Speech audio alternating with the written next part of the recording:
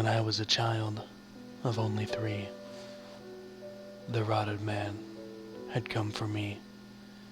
Late one night, from my open door, he slowly crept across the floor.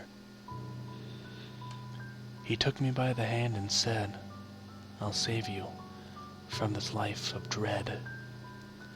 We left the house in the early morn and took his carriage of black and thorn. We rode for hours through the thick, dense fog to a darkened, unlit, swamp-filled bog, where topless trees and hanging moss were the safe shields from the unseen bitter frosts. The thick, dense heat and the cool, crisp air slowly crept up your back and through your hair.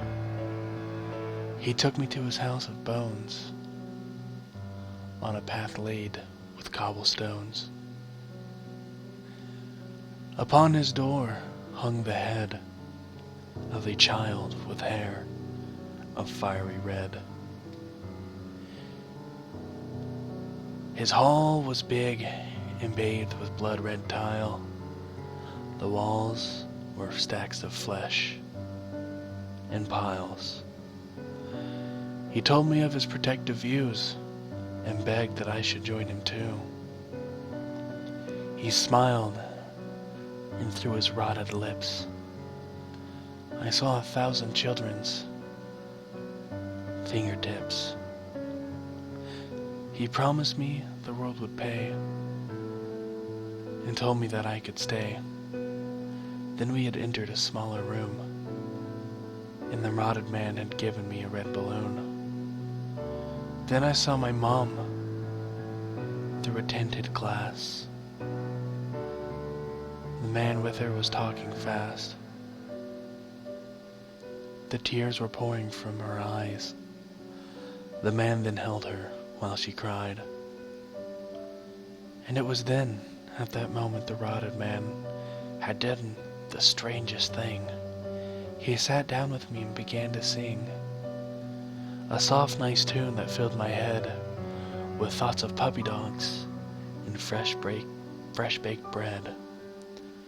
It was then I noticed the rotted man was simply old and had a tan. And then my mother burst in the room, filling it with warmth and sweet perfume. She hugged me tight and swore to me, from here on out, Dad would let us be.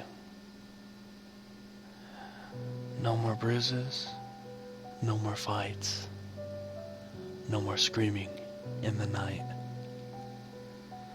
The rotted man had saved our lives by taking those who beat their wives, the children that cry when they're dropped and beaten senseless until they stop.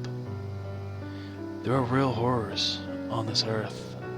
Some are subjected to them at birth, and they are saved by the man made of rot. I was lucky, but many are not.